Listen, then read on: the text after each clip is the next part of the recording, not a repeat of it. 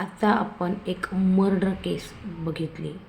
सिया गोयल, हो सिया गोयल, केतन अगरवाल आणि तिचाच प्रियकर चेतन चौधरी यांचं. तर तुम्ही पाहता यार किती किती खुलासे होत आहे या सगळ्या प्रकरणामध्ये. म्हणजे जेव्हा आहे ना ही खबर आली होती ना की केतन अगरवाल वरतून गडावरून म्हणजे पडला खाली, तर मला पण विश्वास बसत नव्हता. मला काही ना काही असं वाटत होतं कुछ दाल मी तो काला आहे, काहीतरी आहे किंवा मग हिने लोटलं, समथिंग इज म्हणजे फिशी असं वाटत होतं, समथिंग इज फिशी मला वाटतच होतं. आणि त्यानंतर एकदम 2-3 दिवसांनी लगेच त्या सगळ्या गोष्टी आल्या की तिचे कॉल रेकॉर्ड्स तपासले आणि अजूनही वेगवेगळे खुलासे जे नाही येत आहे बाहेर. म्हणजे आता मी एक रिसेंट पाहिलं की तिची आई म्हणत होती का आमच्या घरात ड्रिंक वगैरे करणं चालत नाही, असं मी तिला सगळं सांगितलं आहे. पुन्हा त्याचे वडील केतन अगरवालचे वडील ते सुद्धा वेगवेगळे दावे करत आहेत. ते म्हणत आहे की ती 19 ते 20 वर्षाची मुलगी आहे. आम्ही हे बोललो होतो त्यांना, इतक्या लवकर का लग्न करताय.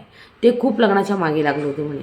आणि का केलं तिने असं मला तर कळत नाही. त्याला गडावर म्हणजे घेऊन जाऊन त्याला लोटून दिलं. म्हणजे काही वाटत नाही का, लाज नाही वाटत का तुम्हाला. म्हणजे आज त्या आईने जन्म दिला, आज एवढं 25-26 वर्षाचं केलं, एकुलता एक मुलगा होता तो. आणि लग्नाची म्हणजे जबरदस्त तयारी झाली होती. लग्नाची जबरदस्त तयारी होती. 17 ते 18 कोटीचा पॅलेस बुक झालेला होता जयपूरला. आणि चार्टर्ड प्लेन जे 2 बुक केले होते ऑलरेडी.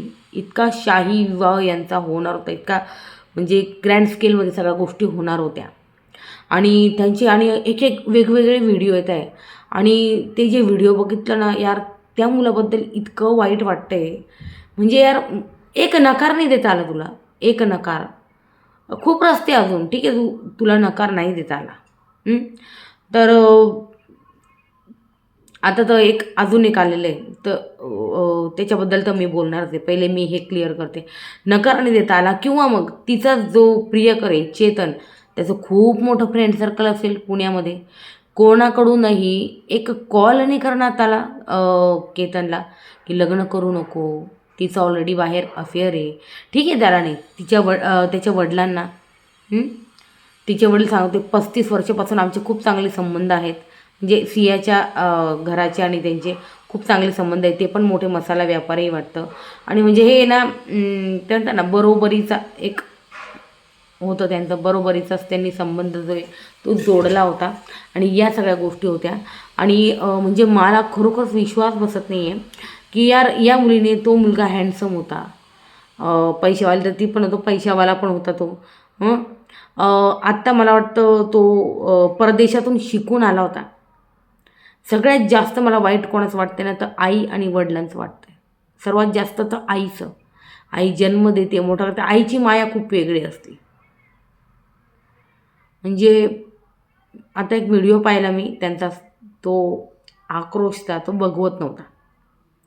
इंस्टाग्रामवर इतका आक्रोश करत होती त्याची आई, खूप वाईट वाटत होतं.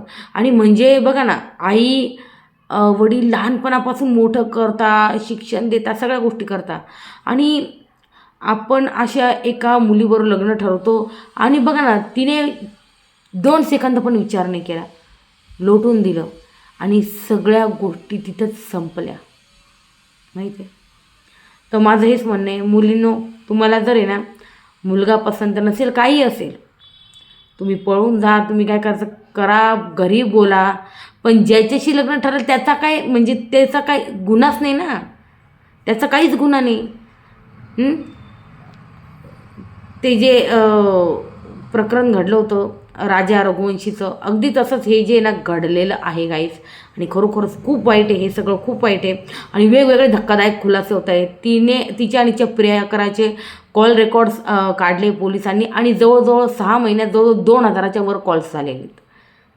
नवऱ्याला नाही पण याला खूप जास्त कॉल झाले.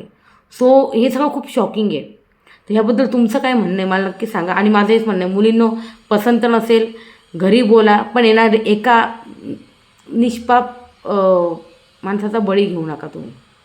मग ते कोणाच्या बाबतीत असो, ते सोनमच्या बाबतीत असो किंवा मग आता सियाच्या बाबतीत असो, की त्या सोनमचं बघूनच तिने केलं आहे, काहीच सांगता येत नाही. असे पण आत्ता सोशल मीडियावर खबर आहे की तिचं बघून तिने केलं आहे.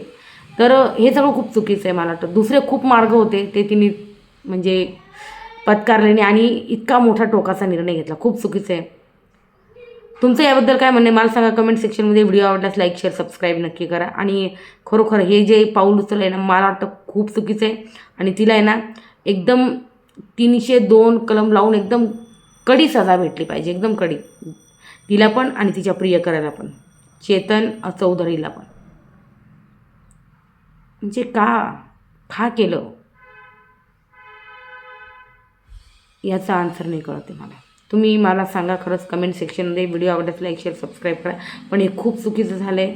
आज त्या आईचा एकुलता एक मुलगा तिच्याकडून हिरावून घेतला आहे खरोखर. आणि हे प्लॅन तिने 2दा केले होते. पहिल्यांदा तिने धक्का दिला, तो झाडावर अडकला आणि नंतर तिने मग त्याला खेचलं तिथून आणि म्हणे खाली साप होता. हे पण बनाव केला आहे असं तिच्या वडिलांचं म्हणणं आहे. आणि त्यानंतर तिने हे दुसऱ्यांदा नेलं. ते म्हणजे त्यांनी बालीचा पण पहिले प्लॅन केला होता, बालीला जायचा. तर हिच्याकडे सगळे पासपोर्ट होते आणि केतनचा पासपोर्ट तिथून अचानक मिसिंग झाला. तर तिनेच गायब केला होता असं बोलण्यात येतं आहे. तर अशा बऱ्याच गोष्टी तिने जे आहे ना त्या केलेल्या आहे. आणि लोहगडवर मना केलं होतं तिच्या आईने जायला, पण हिने कन्व्हिन्स केलं व्हिडिओ कॉल करून लोहगडावर जायला. आणि मग ती कन्व्हिन्स झाली त्याची आई आणि मग पाठवलं केतनला. 8:15 गेला आणि 11:45 तो पडल्याची बातमी आली. म्हणजे किती चुकीचं आहे हे यार, खूप चुकीचं आहे, खूप चुकीचं आहे.